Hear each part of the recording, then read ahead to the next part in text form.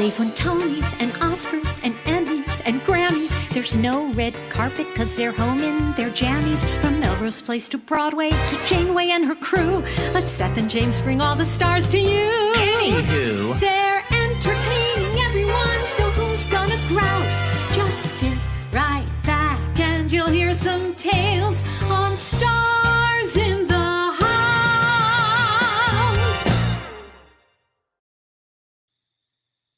Hello, everyone. Hello, everyone. I'm Seth. I'm James, and as you can tell, we're yet in another location on Stars in the House. Yeah, for our 200th episode, we decided that every night we're gonna do 30 locations in 30 days. So every night's gonna be. No. What happens is we just have horrific Wi-Fi problems. So last night we were at our friend Barbara's apartment. Thank you, Barbara, Thank you, again for our amazing 200th episode. Tonight we thought the Wi-Fi was great, and then suddenly it went out 5 minutes ago. We basically got a hotspot that works best in the terrace off of our bedroom. So we're in our bedroom right now. Mandy's on the bed. On emergency hotspot. There's Mandy. Hi, Mandy. Seth, there's stuff all over the bed. What the heck are you doing? Yeah, it's all clean. Hold on. Where is the microphone, by the way? Oh, the microphone is literally on the floor. See how professional we are? Literally the microphone. But you know what? Is the microphone even set up? Check camera, check mic. Hold on, guys. We're going to edit this out of the Sirius XM segment. Yes. Oh, my God. Oh, you know why? Because it's on. Right?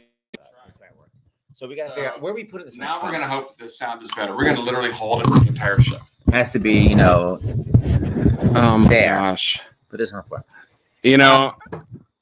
There we have it. Wait, that is so awkward. And you have to hold it? And it just came out. No, it didn't. The charger. Yeah, the charger did. Oh my God, you guys! Go on our blooper reel because. But bloopers have to be funny, not just depressing. It's not depressing. What came out? But the charger. You keep talking. Tell everyone. Wait, this is what fell. I got it. All right. I got it. Annie to the Who. This is what Okay, fine. And I didn't believe him. I didn't believe him. Go ahead. So Stars in that. Well, you know what? It should be untangled. Stars in the House is a live stream we've been doing. We started this live stream in March when Broadway shut down, and we're like, we're going to keep it going until Broadway comes back. 6 weeks of shows. We know. Cut to 6 months. 6 months is going to be next week. But, the need, I'm going to unplug this and plug it back in. That way you can get rid of this. Right. Watch this. I got it. Wait, you want to hold that the whole? No.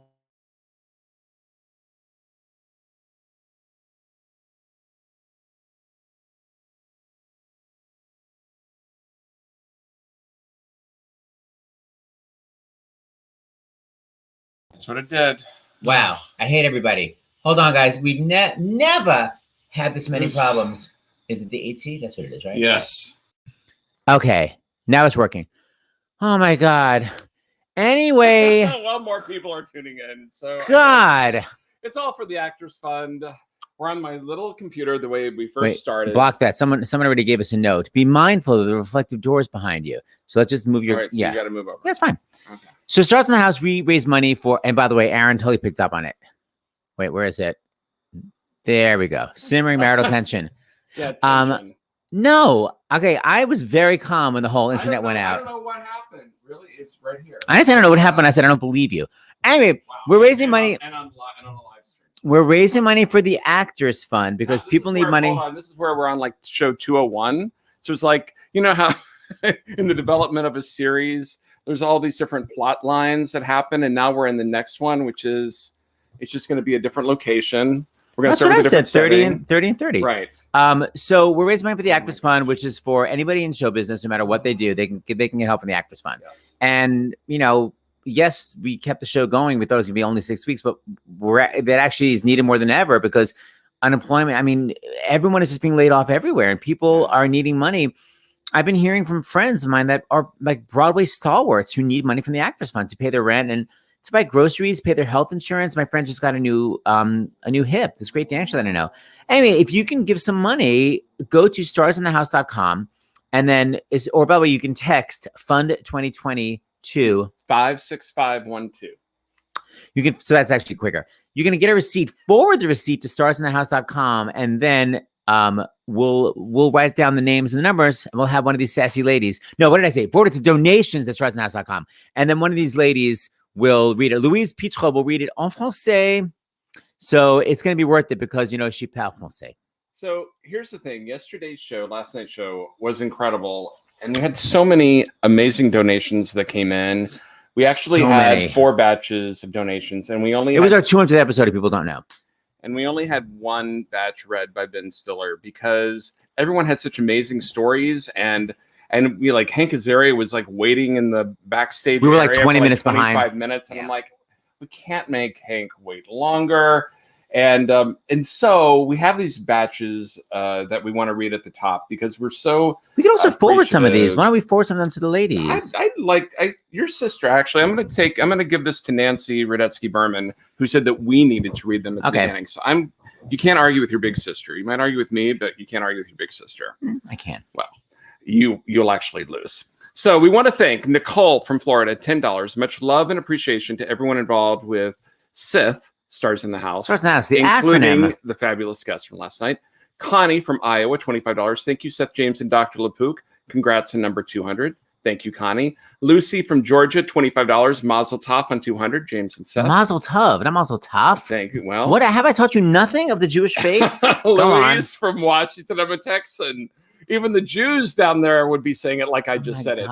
Louise from Washington, $25. Thank you, Louise. I'm sorry, Lewis. Melissa from White Plains, $25. I'm going to be that guy. Oh, and ask if Mr. Impressions, Steve Coogan. Well, sorry, Steve. Steve would have been asleep, actually, by the time he would have read that. Mark from Massachusetts, $25. Oh, listen to this, Seth. I grew up obsessed with Carson's Tonight Show. Seth and James, you have created a show with the same energy, and I cannot be more grateful. I work in healthcare, and your early shows in particular were my lifeline. It's quieter now for the moment, and you've inspired me to be a poll worker. Oh my gosh, that's amazing, Mark. That's our big thing, is to get people to the polls, pollhero.org. Oh my gosh. Okay, Ralph, I'm sorry that my glasses here was not expecting to have my tiny little screen. Ralph from Connecticut, $206. I know Seth and James don't dress matchy-matchy, but I donate when it's matchy-matchy. Happy 200, because last night Joe and Nan Benacasa were matching, so this counted for last night. Oh, that's so cute. So nice. Bear with me, folks, because this was our 200th last night, and I want to honor the people who donated and hopefully inspire you to donate tonight for Mamma Mia. Judy from Ohio, $25. Congratulations on your 200th episode. I've been watching since April and have enjoyed seeing all of the Stars in the House shows. Thank you. Thank you. Shari, I think that is Charlie, maybe from California, $51. I can't read it. Yeah, Charlie, but spelled cute stuff. I can read it. Stephanie, you want to go ahead? Take it from there. Charlie from California, 51. Stephanie from Baltimore, 103. Seth and James, thank you so much for keeping us partially sane during this pandemic. Love you both. Nancy from New Hampshire, $119. I was supposed to see my first Broadway play in April, Hadestown. This is the ticket refund from that canceled performance. That's so nice. Thanks for all you do. Lane from Alabama, $103. Ellen and Bill from North Belmore, that's Long Island, $103 in honor of Seth and James. Thank you so much. Devoted Broadway fan Nancy, but spelled with the sassy I, from New Jersey, $200. Wow, we raised a lot of money last night, man. Yes, we did. Congrats to Seth and James. You are the best. Happy 200th episode, and congrats and thanks to the Actress Fund, Amazing, spelled Amazing style. Bravo. Hold on, there's one more batch. That's it. Go. Ann and Hannah from Illinois, $10. Congratulations on 200 shows. Thank you for brightening our days, and also a special shout out to Dr. LaPook for always giving us the information we can trust. Bravo. Eliza from Ohio, $5. Jerome from California, $51 in honor of Carla Gugino, who was on last night with Night at the Museum. Nancy Susan from Georgia, $100. Congratulations on show 200. Jan Brady, $103. Thank you, Seth and James, for all the hard work and entertainment you've given us this whole pandemic time. It is so much fun hearing the behind-the-scenes stories of the shows. You're going to hear a lot tonight from Mamma Mia. Yeah. Happy 200th show. Carol from Pennsylvania, $207. Seth and James, thanks for all you have done. Love you both. And Dr. LaPook, thanks for bringing Broadway to all of us. Also, you have fantastic people around you like David Katz and Russ Cohen and Margie, of course. Appreciate all the hard work. Thank you, everyone. Oh, my gosh. Okay. Let's just say, because I don't want to search in for what the total is, because this was so unexpected to be up in our bedroom. But basically, we're very close to getting to that magical $500,000 raised mark. And I'm pretty sure that by our 6-month anniversary, which will be September 16th, I have a feeling that we will get there. Yeah, we're really close to We're really $500,000. close. A lot of money was raised last night, and we really appreciate it. So before we actually, you know what? Let's bring on Kennedy from the Pole Hero Project. Seth, what are you doing? There are mosquitoes coming out. Oh no, we cannot have mosquitoes. Hold on. I guess I'm really you're seeing this live. I'm thinking this through. Let's bring on Kennedy, and then we'll talk about the reason why we have Mamma Mia particularly today. Okay. And then we'll go on. So Kennedy, Hi, Kennedy. out. Hi, how are you both? It's all good in the hood. It's all good in our bedroom. Great. You are from the Pole Hero Project, which we love, and people are now volunteering because you guys have been on our show. Please tell everybody what Pole Hero Project is. Yes, so we are a nonpartisan group of college and high school students working on recruiting other college and high school students to work at the polls this November. How come we need to recruit college and high school students to work at the polls? And this was kind of the incredible thing. During the primary season, we just saw extreme versions of these shortages in poll workers just because as you guys know, the average national poll worker age is 62 years old. And for the older generation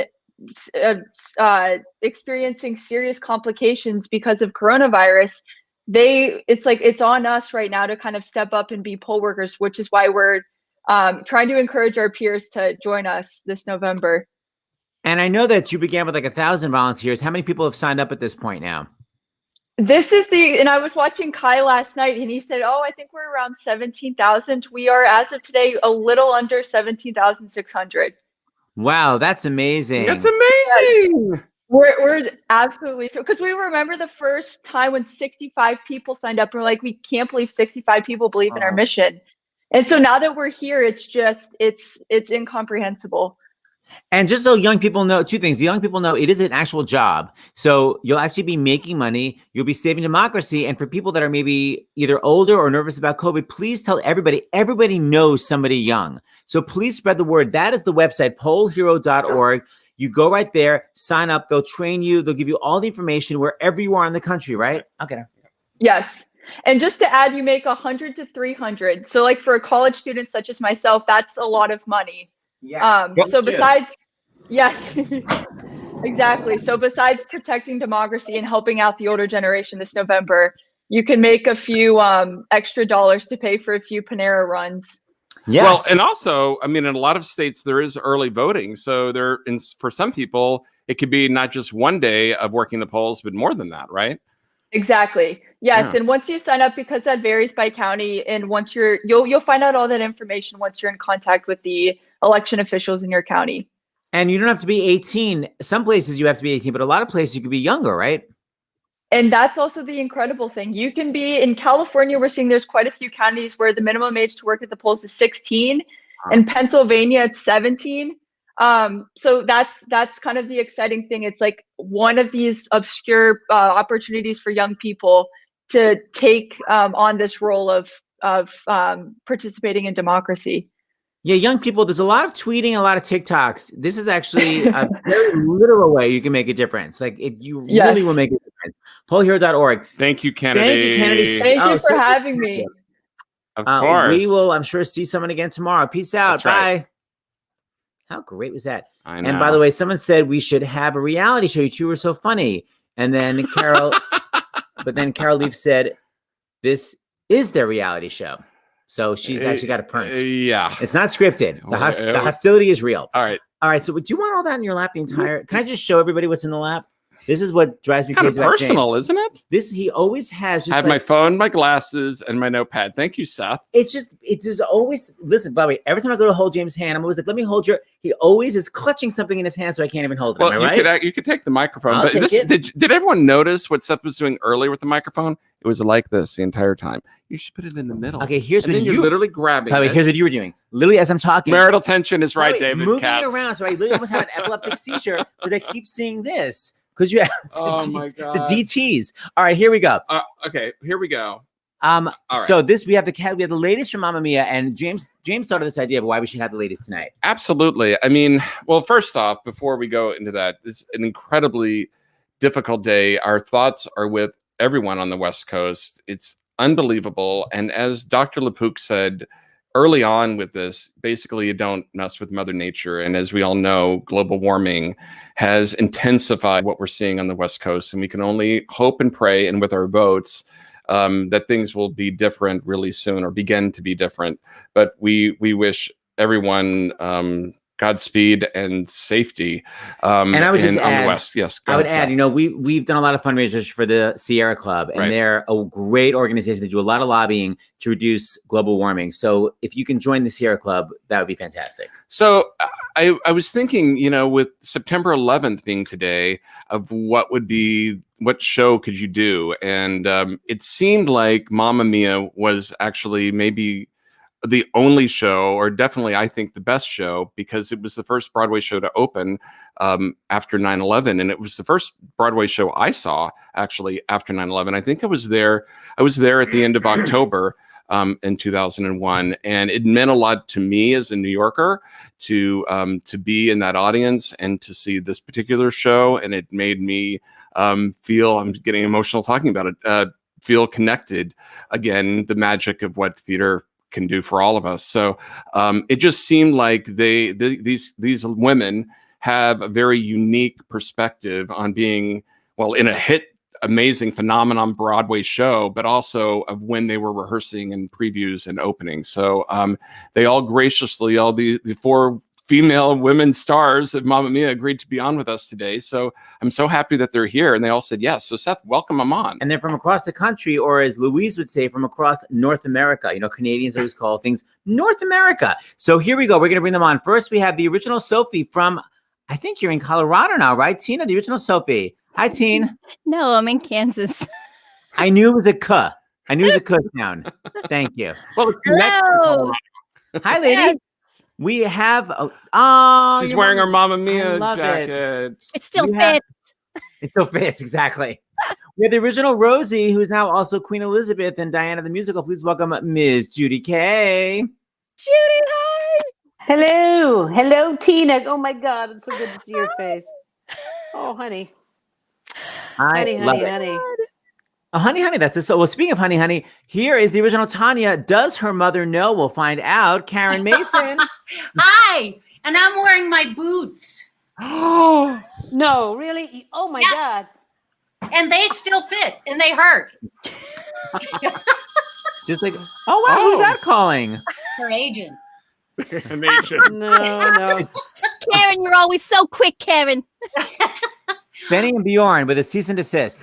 And we have the original Donna, not in her signature overalls, but in her kitchen. The fabulous Louise Pitre. Woohoo! Louise! Salud! Louise! Salud! Santé. Hi, ladies. Okay, we've got so much to talk about. So before we get into what it was like being in New York during the 9/11 period, I'm just curious about the process. I remember Mamma Mia was in London. It was this huge hit. I'm curious how all of you got involved. Karen, you were coming off, well, let me think. Sunset was like 95. Did you have to audition for Mamma Mia? It was such a vastly different role from Norma Desmond because it was so sassy. Yeah. Yes, I'd love to say no, I did not. They called me at home. But yeah, I had to audition. I actually had a great time auditioning because I decided I was going to dress the part.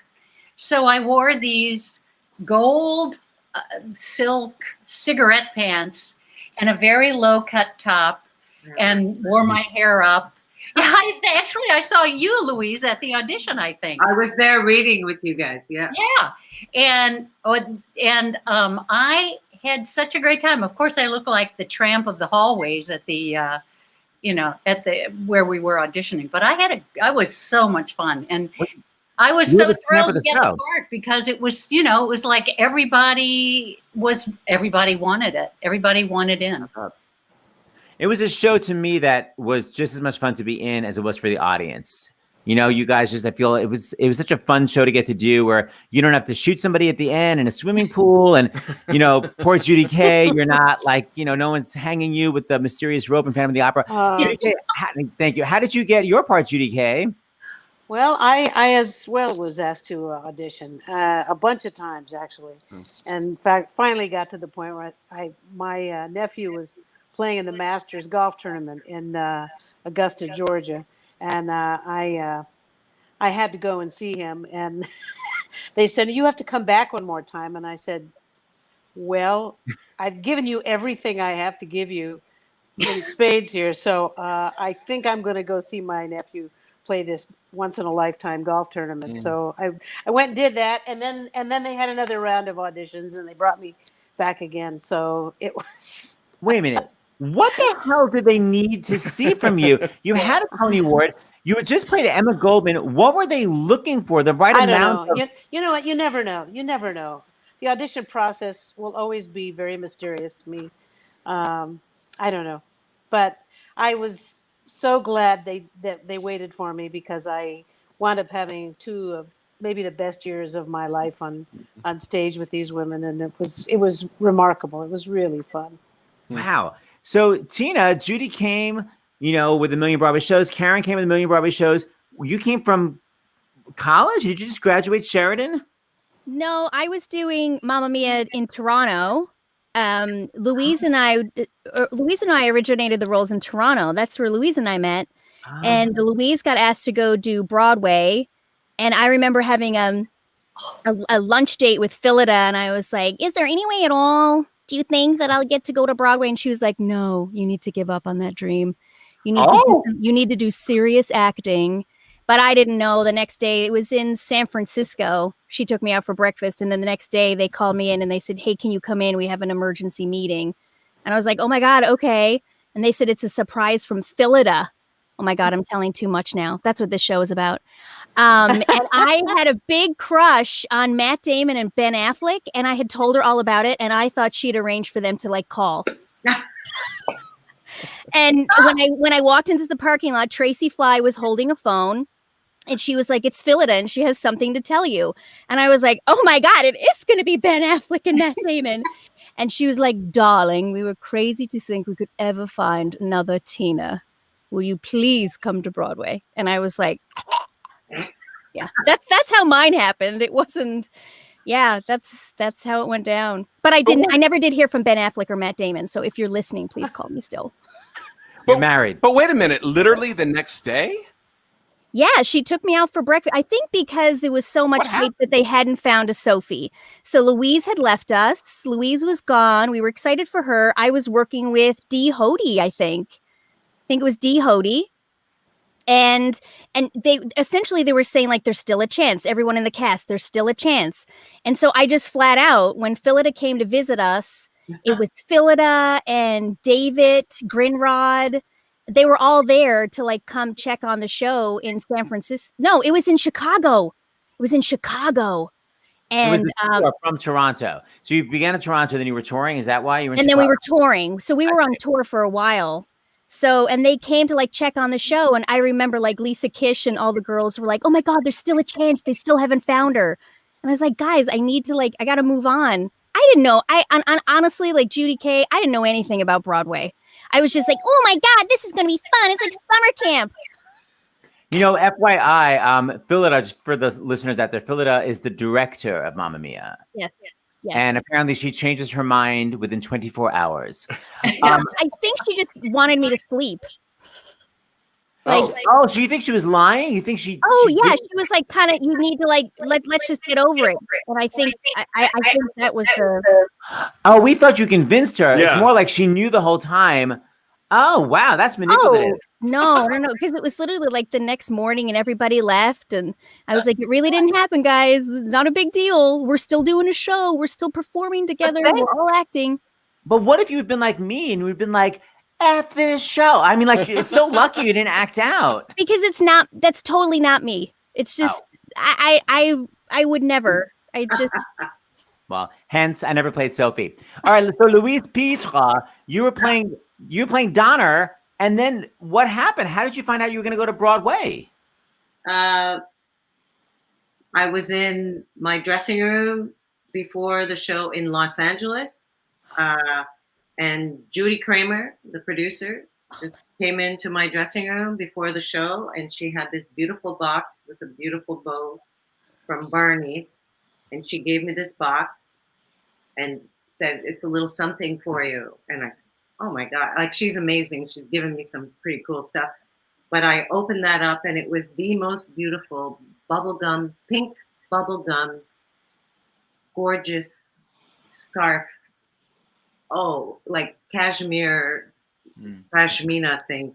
And she said, "This is to say that we are so happy that we want you to be our Broadway Donna." Holy shit. Honest to God. I dropped the box on the floor, as I recall, but yeah. Was that always a dream of yours? Because you're a Canadian. Did you dream about being on Broadway? Oh shit, everybody does. Yeah, of course.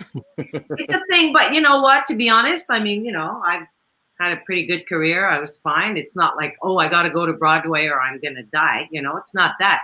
But yeah, let's be honest. It's one of those things you have on your bucket list. Wouldn't it be nice? But I don't want to go at all costs. I would like to go the right way if I go. So that was the right way. Yeah, that was the right way. It was really neat. Yeah. And when all of you ladies were cast, were you like, let's all go out to brunch so we can meet each other? Or did you meet each other the first day during the bagels? How did you first meet? Yeah, for the bagels. Yeah, I think for the bagels. Louise and I came in our Canadian tops. We were like, burr, burr, burr, burr. Well, we knew each other, but I didn't know anyone else. We knew David Keeley, who played Steve, who they brought in. Keeley. But I didn't know anybody else at all. Yeah. And when was the first day of rehearsal for the Broadway production? August 17th. Good memory. Wow, what a memory. You were the Mary Lou Henner of this show. Wow. Yeah. Now, I don't know why. I'm not usually good at remembering actual dates, but I do remember that one. So did you have a shortened rehearsal period because it had been in London and had been in Toronto and on tour? Like when was your first preview scheduled? We hadn't moved into the theater. It was the day of our last rehearsal, September 11th, and at 8:90. That was the last day. A bunch of the cast was in a recording studio, and I remember that. Well, I have my whole story about my day. I'm sure all of us have our versions of that day. Yeah. But yeah, that's the only way I know was that was the last day before we were going to go into the theater and start tech rehearsal. So you were downtown. You were actually downtown when it happened? I was. Well, I live in New Jersey with a view of downtown, and I watched it happen out my window. Oh my! And then I was so crazed. I went down to the ferry and was the last person from New Jersey that they let on. And I said, I have to be there. To this day, I have no idea why I said I have to go into New York when that was going on. But because you're a theater person, the show must go on. I don't know what, but I was right at Union Square, sort of watching it all happen. I mean, it was, wow. I had been a block away from it the night before. Never mind. Anyway. Yeah. I lived on Union Square, so yeah. I lived very close and was coming out of the subway and saw the building. What I saw was a lot of crowd, and I thought, being the true New Yorker, you all are in my way. I have to get to the gym.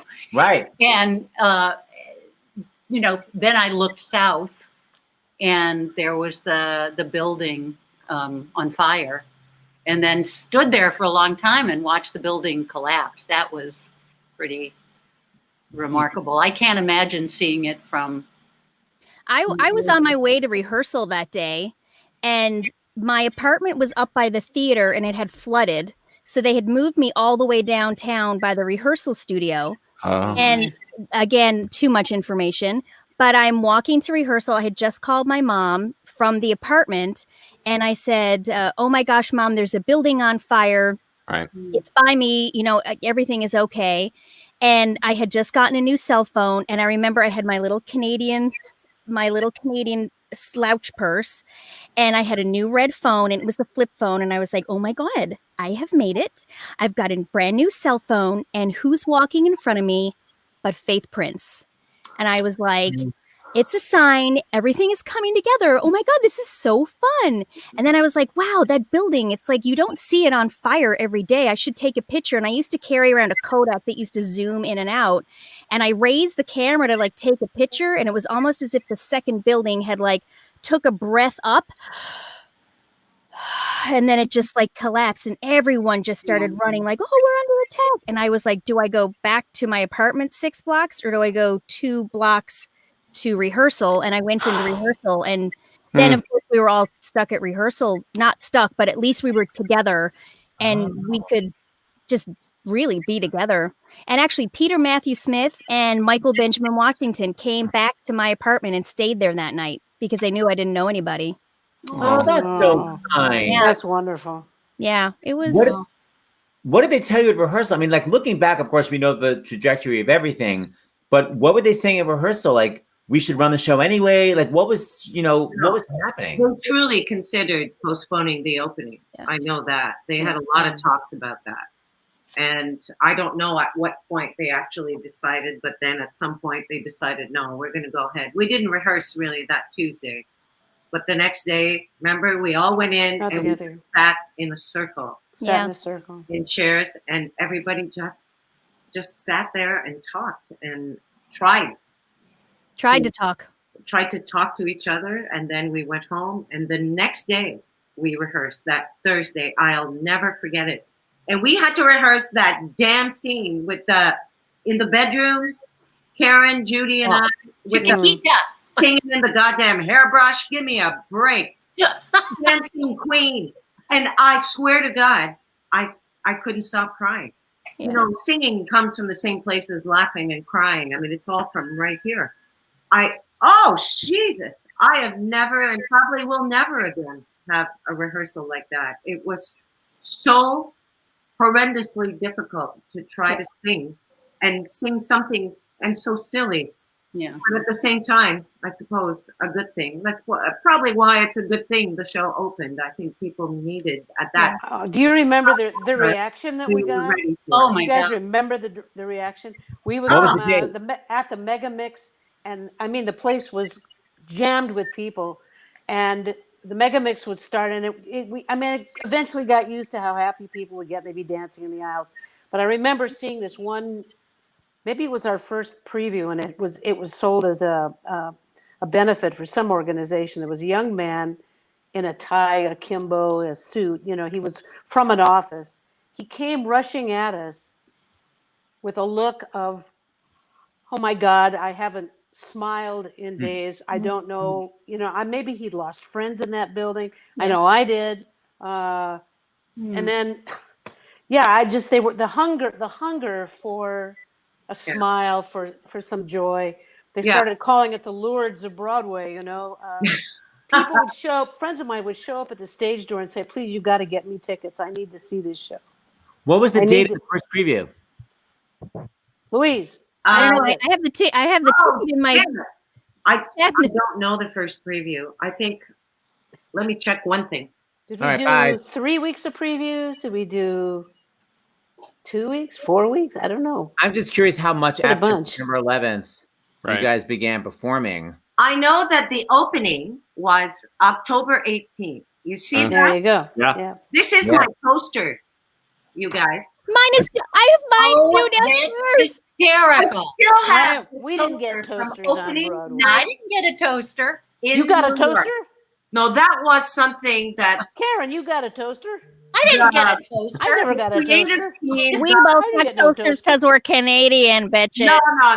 The creative team was sent these because it's a friend of theirs in London, obviously a very well-to-do person who thought it was a cute joke to send a toast for your opening, right? So he sent all of them a toaster, and Judy Kramer's assistant said to me, I'm not schlepping a toaster back to London. Would you like this toaster?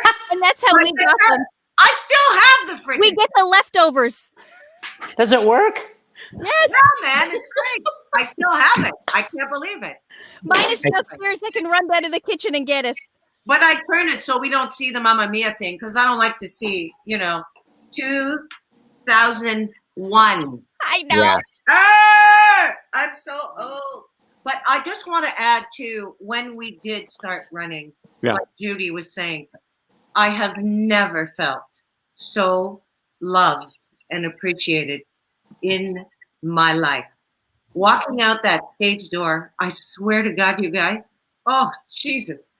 People would just grab me and hug me so hard and just thank you. Yeah. Oh my God. I can't even describe how it was. I know we all felt it. We saw it, felt it in the house. Well, it was the one place in New York. Well, I mean, the theaters were where the doors would close and you didn't have to think about it. Right. And I remember Judy and I were talking after the first Mega Mix. And I mean, it wasn't just sound that came at us. It was like an energy that was like, whoa. Yeah. That I've never felt anything. No, I mean, it was the not before love, since. but it was an energy of release that came at us. And it was overwhelming. It really was. Yeah. Yep.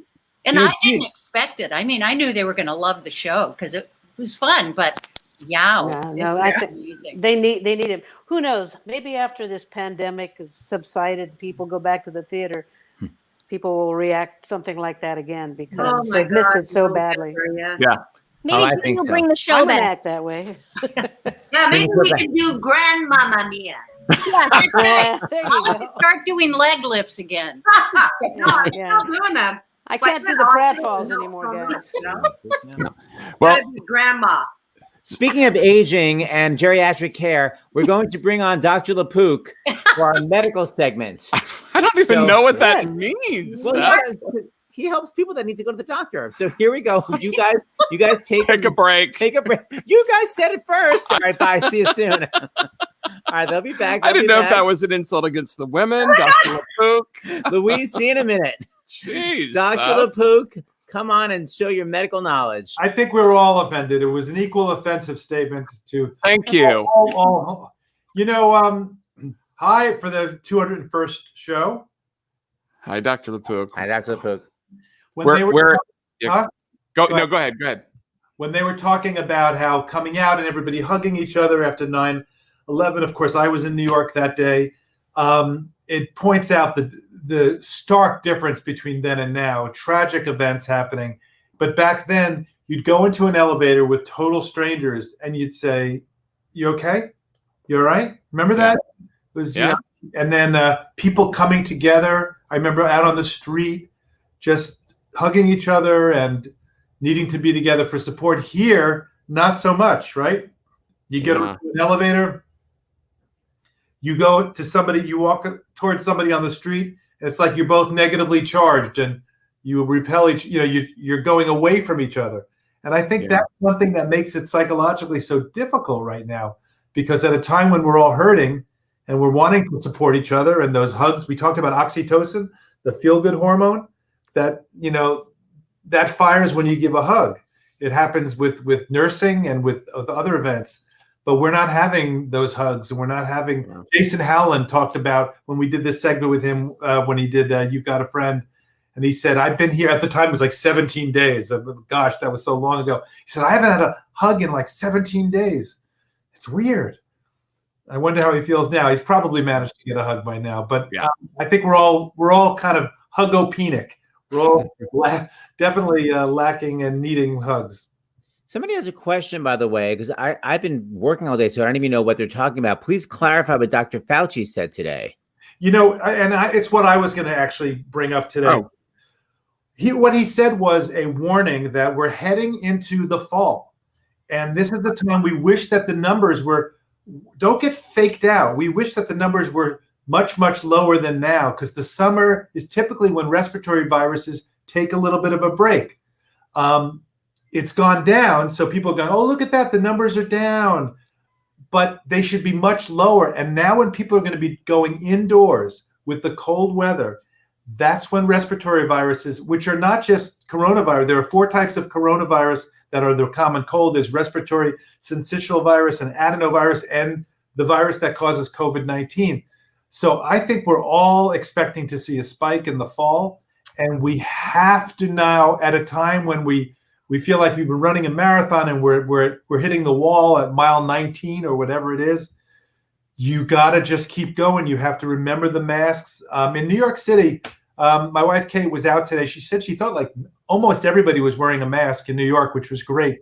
But it's easy to get complacent. The restaurants are opening a little bit. And are they 6 feet apart, or is it really 4.5 feet apart? And actually, it turns out when people are sitting in the chairs and they lean back a little bit, they're a little closer.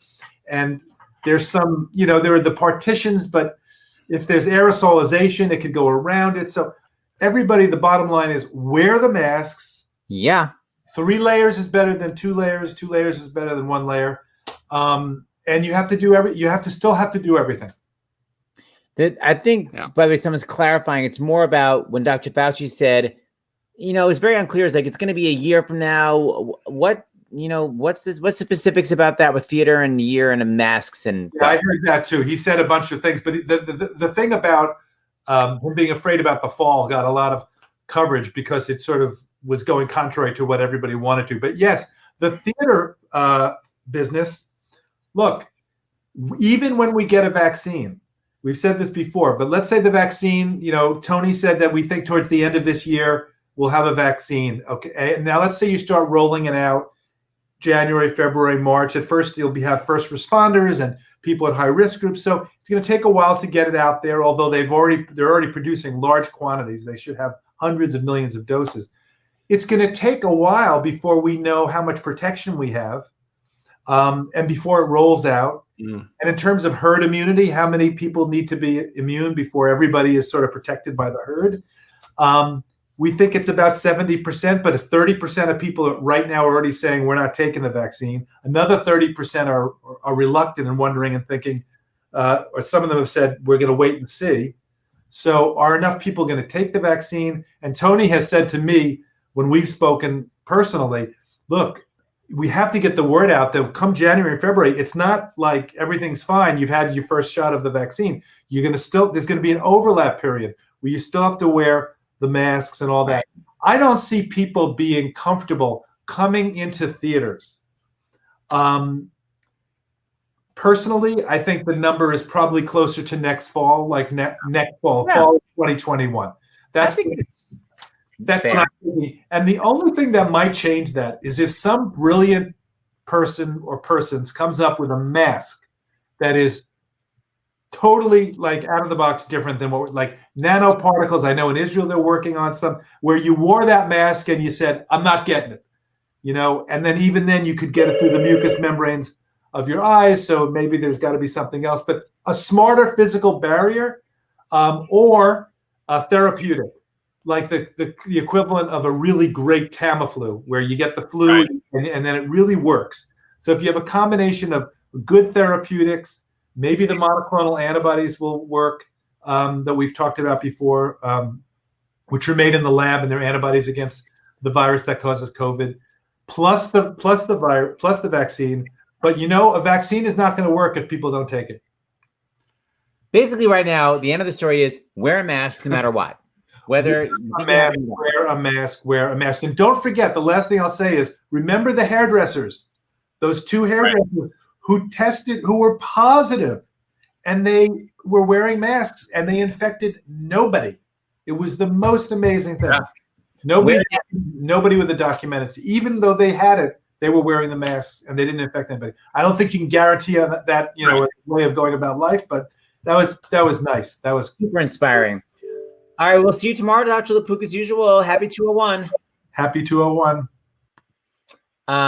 Okay, don't forget, guys, wear a mask. You can test negative and still be infected with coronavirus. You can test negative and then 1 second later start spreading to other people. So wear a mask no matter what. Let me welcome back to the stage Ms. Louise Pitre, Karen Masson, Judy, Kaye, and Tina Maddigan. You got to cut. Hey, Tina, I sent you my accent, mi accent. Hey, Tina, I sent you some donations to read because you're a phone number right on my phone. Yes, you did. Yes, and I'm going to read them sultry into my brand new microphone. Lewis from Washington, D.C., thank you for your $25. Gladys from California, thank you for $50. $50 from Davy, Jacqueline from New York City for $245, you guys. Nancy from New Hampshire at $119, and Sean from Ireland with $103. Wow. First of all, great Thank you, accent. He's watching in Ireland right now. He's staying up so late to watch you guys. Oh my God, I love it. I love it. God bless your cat and drawers, me son, and long may your big jib draw. I agree. That's Irish. I agree. Okay, so speaking of en français, Louise Pitre, I would love for you to talk a little bit about when you did Les Miserables en anglais and en français, because I think it's so fascinating. Wow. Oh, okay. I did it first in Toronto, only in English, and then in Montreal when I went to do it there. Yes, same cast. We did the show in both languages. We learned the whole show in English and in French. So during rehearsal, we would learn a section, whatever, when we started to stage. And then they'd go, okay, run that section. Et maintenant, en français. So we would then do it again in the other language. It was really quite incredible. We did 5 French shows a week, 3 English a week. And it was a really interesting exercise. Any singer would appreciate. In French, all the diphthongs, like un, o. It's a very back of the throat kind of sound. It's not projected like English. Everything is open. A, I, O, oo, So it's a very interesting thing to sing in both languages back to back like that. But Tough, I bet. Tough. Great. But we did one day at the Saint Denis Theater, like 2,000 people. It's a big theater. And we had 2 shows on Sundays. And so after 6 months, you're tired, whatever. Everybody's on automatic sometimes. And the first show was in French. The second show was in English. And during the English show, like after the beautiful section where everybody goes to sleep, drink with me, 2 days gone by. Everybody goes to sleep on the barricade. And then there's a beautiful instrumental section. And then Enjolras at the top of the barricade is the only one awake. And he sings that beautiful soft thing.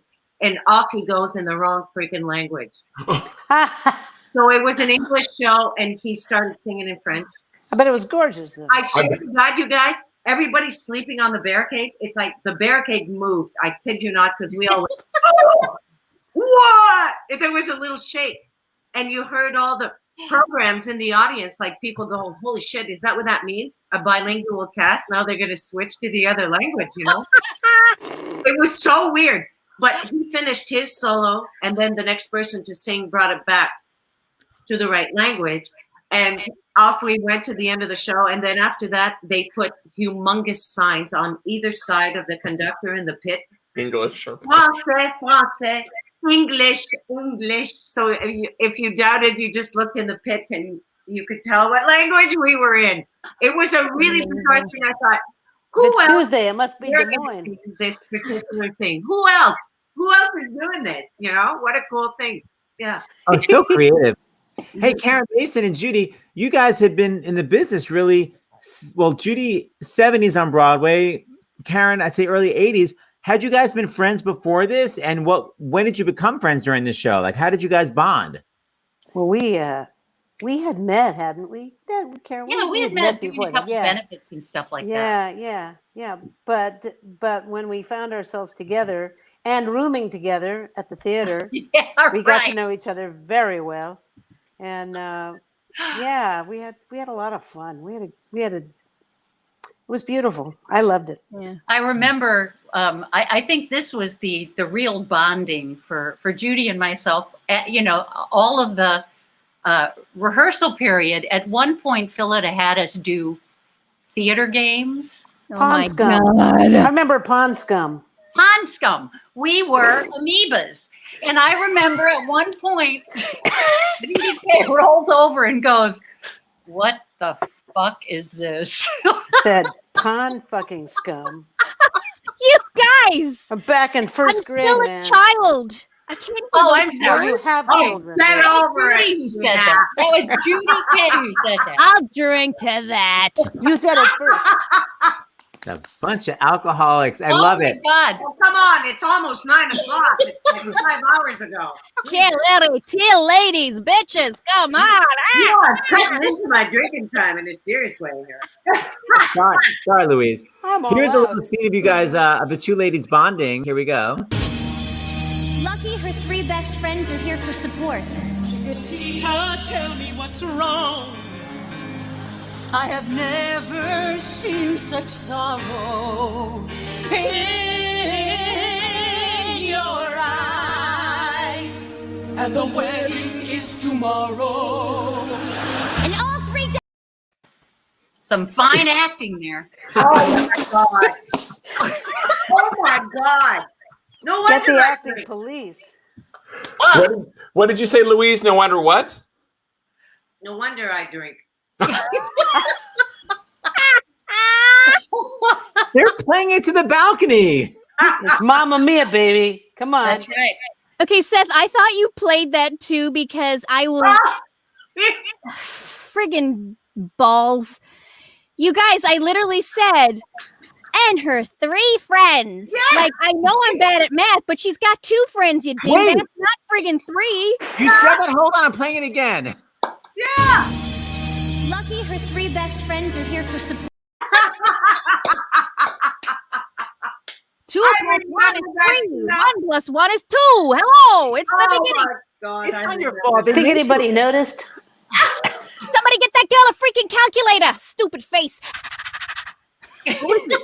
They made you do that whole monologue exposition, like my name is Sophie. I mean, how did you memorize it? Was it on Chiron, or did you have to really Teleprompter memorize or that? what? Yeah. No, it was memorized. It was the Tony Awards. Oh my God. Well, by the way, obviously it wasn't memorized. 3 best friends, but You needed a teleprompter. yeah, your sass is I needed misplaced. English and French. I needed the math stuck on the front of the Tony Awards stage I mean, I don't know about you at guys. Radio City Music Hall.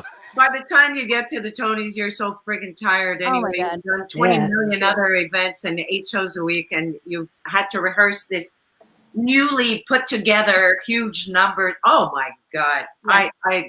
I was so over it by the time I was Really? there. I was like, I just want to go to bed now. Oh my It God. was pretty exciting. It was exciting. That It was was great. Fun to be in there. Of course. I had my family there that time. That was the time my parents Oh, came, did my you? brother came. Oh. It was so cool. Oh, Judy, that's amazing. yeah. Tina, you took a picture of me with my family after we'd probably all have it- gotten dressed. You gave it to me, and it still sits on my piano at home. Yes, Oh, beautiful picture. thank you. Louise, you don't look. I was saying you don't look tired doing this. I work all night, I work all day to pay the bills I have to pay. And still there never seems to be a single penny left for me. In my dreams, I have a plan. If I got me a wealthy man, I wouldn't have to work at all. I'd fool around and have the ball.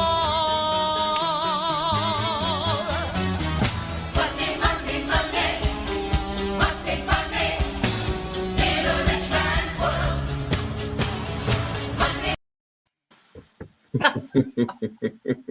I know. That's so sweet. Oh my I God. Oh man, it's nostalgic. Oh my God. Such a long time ago. Yeah. A lot of water under these bridges, I'll tell you. Yeah. Yeah. Yeah. Judy picked up another Tony Award along the way. Please, Tina Maddigan, please talk about, because we had the doctor on before, we should have talked about it with him. Talk about the crazy medical stuff you've been through and then the triumphant ending. Oh my. Oh, what? Which man? Are you talking about my voice? Yes. Okay.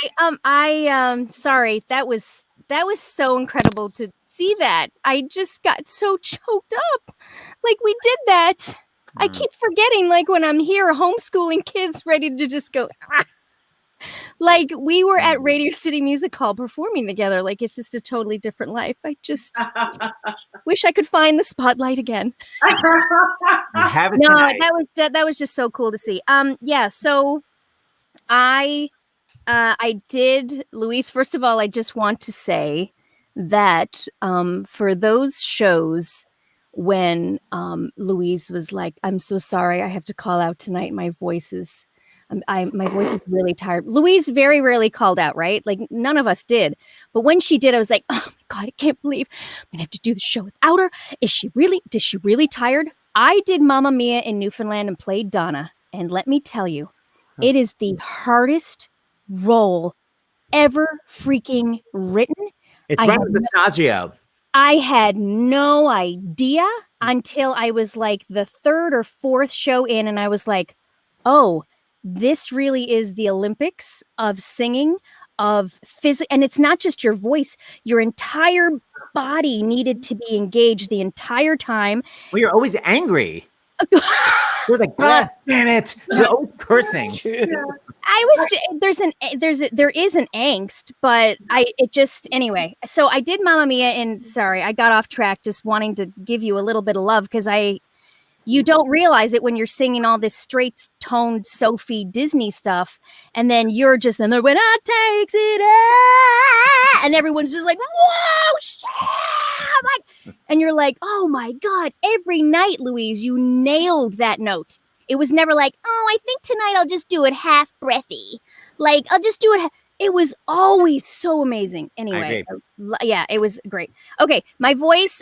So I did Mamma Mia in Newfoundland, and then I was asked to do Mamma Mia here in Kansas City at the New Theater. And right before it was 2 weeks before we were going to go into rehearsals. I was boxing a lot, trying to get in shape for the role, and I noticed that I couldn't feel my hands. And I went in and they said, oh, it's just your rotator cuff. And I was getting epidurals in my neck. Anyway, it turns out the MRI was a disc that had cracked, and it was getting ready to just it was getting ready to sever that little spinal cord. And the doctor called and he was like, I was at Target. And he said, if you slipped at Target right now, you'll never walk again. So the next morning, my husband was camping with the Boy Scouts with my son. And I remember vacuuming the house. I was like, if I'm going in for surgery, I got to vacuum the house. And the kids, they need clean clothes because, Danny will never know whose underwear is what. And I'm cleaning the house, and I go in for surgery the next day. And he said, we looked at the MRI closely, and we discovered we can't go in through the back of the neck. We have to go in through the front. And he said, I know you're a singer, and I'll be really careful. It's never happened to me before. And he went in through the front, and lo and behold, that my vocal cords got paralyzed. And Jesus.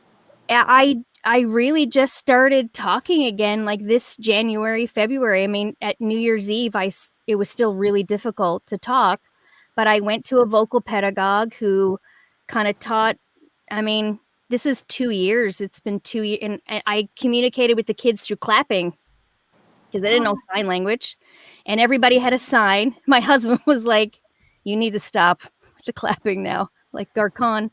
But, yeah, it started with just blowing into a straw. Like I always have a cup, and I'm always trying to keep everything open. And that's why, Seth, tonight when you were like, oh, your voice doesn't sound like that. It's so forward. It sounds great. Sounds great. I know when it falls back into I've been in a few times, and they're like, okay, the other cord is picking up for the other one. And it's really hard to make sure that they're both even. And I guess I'll just keep working on it forever. But I'm glad to be talking. I'm glad to be here with you guys because it's amazing to be back with you. So that's my story. I had a paralyzed vocal cord in '84. Oh my God. Yeah, from a virus, and they said it was like Bell's palsy, but it was in my cord, and it came back after 6 months. I didn't think it was coming back at all. But my left cord still doesn't phonate at the same speed as my right. For real? Yeah, and I have the same thing. It's the breathing. It's like it comes and it goes. And I keep, it's like when I get tired, it just I bang those suckers together. But you start feeling it. Yeah. I can't believe you had that from surgery, though. That's, oh my God. Yeah. Well, thank God you have it back. Yeah, bravo, and Karen, you're inspirational. My God, you had your whole career since 1984. So Tina, You've got a long. Norma Desmond is next. Yay! Exactly. Thank you. Wait, Tino. So, what do you sound like? You've been singing again, though, right? I've been trying. I mean, I've been dabbling on the TikTok, Seth, and you're not my friend, so you might want to go in and fix that right away. I hate TikTok. That's why Julie forces me to. My kid. Oh my All God, right, I love Julie. I Okay, love I'll be her. right I back. follow I gotta her. plug my laptop in. Okay, bye, Louise. I do. Take I'm another drink. interested.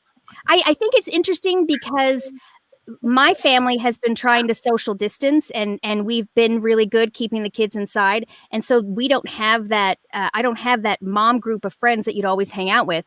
And I feel like my TikTok family have kind of become an outside, like, oh, I wonder what my friend Nat's doing. What's Brooke doing? Oh, what's Terrence doing? And it's like I know that sounds ridiculous, but they become your friends. And then they start texting and they're like, I've got an idea for a sketch. Let's do it. And it really has become a therapy, and it's gotten me off a lot of medication. So, By the way, we can hear you louder when you come closer to the mic. So that's what the secret. That's why I did it. Just so you know. What's your TikTok name, Tina? Tina Madlibs. Tina Madlibs. Yeah, I started off doing Mad Libs in the nighttime. People would text in and they'd give me a noun or a pronoun, and my friend Natalie would always kind of like be a monitor, and I didn't know what a noun or a pronoun was. I was just like, give me a word. Oh my God, like, Tina! I know. Do you remember the manger I gave to you? Oh God, I remember. What? What's Oh the story? my God! The worst grammar, the worst spelling, the worst. The worst math, everything. Yeah. I made her a manger. I was her secret Santa, and I made her a manger. And it said, here's a manager, not manger, a manager. And angel was spelt angle. And I didn't know till I gave it to her, and then everyone knew. You're bad at math, also. Yeah, it's dyslexia. I mean, I was gonna say our kid is dyslexic. No, that's another reason you must love Julie, Tina. She's also dyslexic. I'm connected. There we go. Yeah, I mean There you go. it's 100% what our kid does. So brava. Hold on, Judy Kaye, we've had you here this whole time. I just realized you need to give us some scoop. How is Princess Diana? I want to know everything. Well, we start recording the album tomorrow morning. We have been in a bubble for 2 weeks, the cast, rehearsing and working on much new material that we worked on over the summer. And in the end of next week, middle of next week, we go back into the theater and we tech all that new stuff, and we get in front of cameras, and 9 cameras, and we film this thing. Wow. That is so great. It's This is really Princess exciting. Diana the musical. People don't know Princess Diana It's the just musical. Diana. It's just filmed. called Diana. Diana. It is called in my book Princess Diana. No, it was called Diana the musical. There is a Princess Diana musical. You don't want to hear it. So Okay, so it's Diana. very different animal. Yes. It's Diana. It was supposed to open on Broadway. It, of course, never got to open because everything shut down. But now it's being filmed for Netflix, and Judy is Queen Elizabeth. What do you want to ask? Judy, were you in You were in previews, right? When We had Broadway done shut 1 down. week. Yeah, we had done 1 week of previews. So when Well- you film it, will there be an audience? No audience. No. This will be done differently than Hamilton. It's the same group of people who filmed Hamilton, but it'll be done somewhat differently because we can't have an audience, so we won't. But And yeah, go ahead.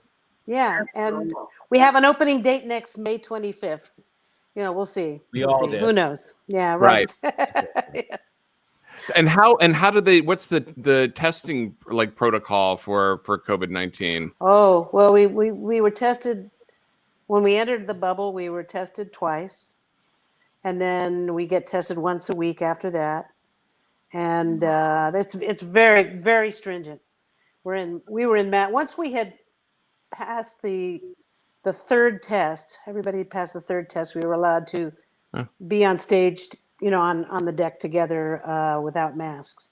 But you're all living. You're all living together. Is that what you mean by a bubble? You're all. Oh yeah, we're in hotels. We each have our own rooms. Obviously, You're joking. I'm in Midtown. Yes. But usually, is it one of those? What happens in a hotel stays in a hotel. If you get my drift. Oh, absolutely. It stays in your damn room. Is where it stays. You don't even take it into the hallway, people. Yeah. Yeah. I want stories. All right. So look, I want to say the final thing I want to say is there is no Mamma Mia recording. Someone was talking about it. A lot of British shows, when they open up, they're cheapskates and they just do the British cast recording. It's very unfair. Phantom of the Opera. Judy Kaye, you were screwed twice. Phantom of the Opera and Mamma Mia. Infuriating. Yeah. Yes. I want to just say that Karen Mason graciously agreed to sing at the end of the show to cheer us all up a little bit. So Karen Mason, are you prepared to do anything for us? I am prepared. I have to disable my thing that I enabled. Hold on. I have to disable my internal critic. Oh. All right, hold on. I have to set up here. It's very Oh, complicated. cool. It's you know what? I was thinking about what to sing, and I thought I just didn't want to sing something like big and uproarious. So I thought this was kind of a nice, because it's so great to see you, ladies. I know, it's so cautious the way I'm looking at you guys. Yeah. So Okay. nice. It's been too long. It's good.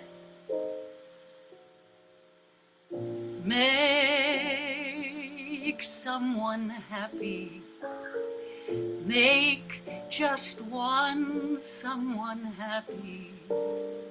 Make just one heart the heart you sing to.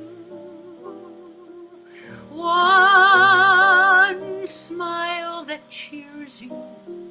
One face that lights when it nears you.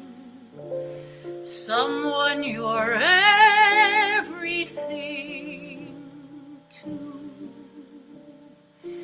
Fame, if you win it, comes and goes in a minute. Where's the real stuff in life to cling to? Love is the answer.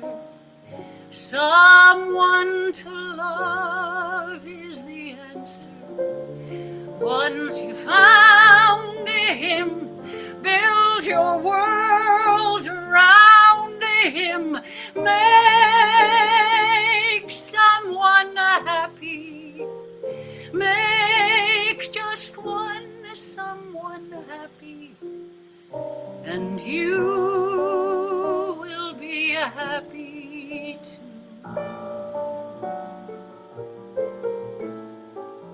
Musical interlude.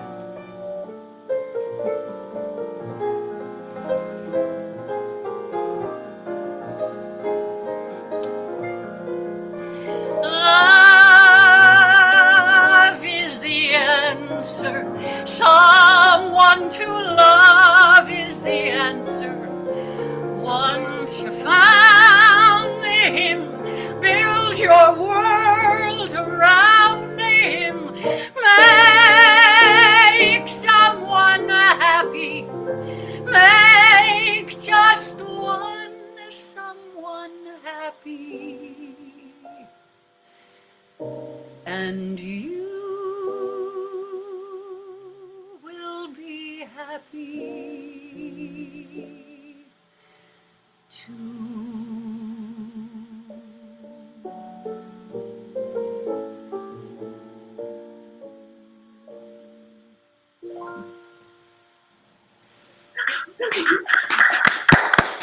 Bravo. Thank you so much for that. You know, I love you all so much. It's so great to see you. Seriously, Oh I my keep God. saying that, but I can't believe it. I We're all know. crying. This is crazy. This There is goes that logo makeup.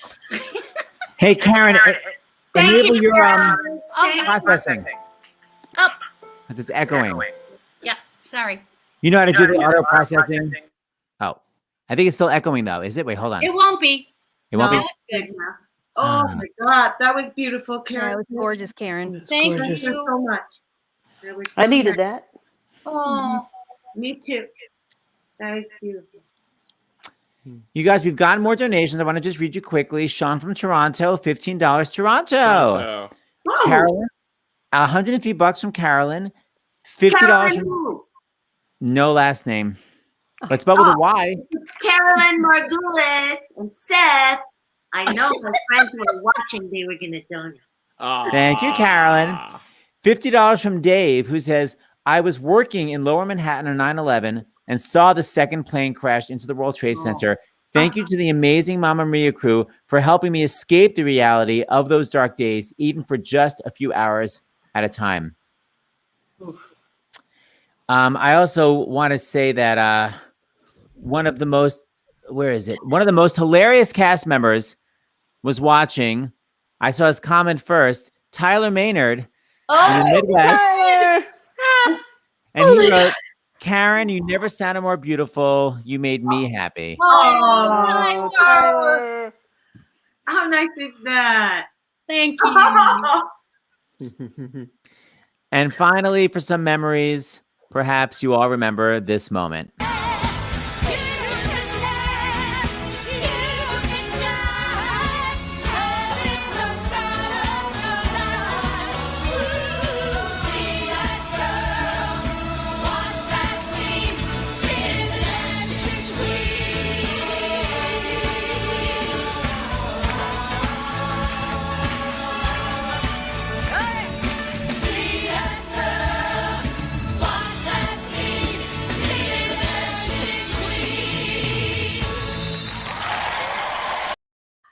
Oh, wow. Oh my God. Wow. It's sitting here. I'm like, oh my God, you guys. Oh, no Oh, way. it would fit half a boob. That's why I went for the boots. You can't go wrong with boots. I've kept nothing. I have the toaster. That's it. I have given all that stuff away to people who get so much more of a kick out of that stuff, you know, than we do. I've given away so much stuff and made a lot of people happy with the house coat and the boots and the God knows what. And it's made me really happy many times to give that stuff to people who just think it's so cool. Yeah. Thank you. Thank you for the overalls. And on that note, You look lovely in them, Nancy. one strap down. And we thank you, everybody. We'll see you for another reunion, I'm sure. Thank you so much, guys. I'm going to play the Thanks, credits Jeff. over us. Thanks, James. Thank you. I love you. I love all of you. Thanks for donating. Here come the credits. We can talk over the credits, though. Oh. That was too short. It was too Yeah, short. it was. That was Oh amazing. my Thank God, we you. have so many stories to tell. So many stories. You'll have to come back. You have to promise to come back. Dude, We good. promise. Okay, sure. Yeah, you guys. You really should come back. We should bring some of the men next time. Yes. Oh, yeah. Yay. Yeah. Love it. Okay. I'm just including Tyler Maynard. Judy, Kaye, can't wait to see you on your broadcast. Yeah, And- congratulations. Thank you. Yeah. Thank you. I'm excited. Okay, I gotta go cheer for the Raptors now. Me too. Not at all. Yeah, man.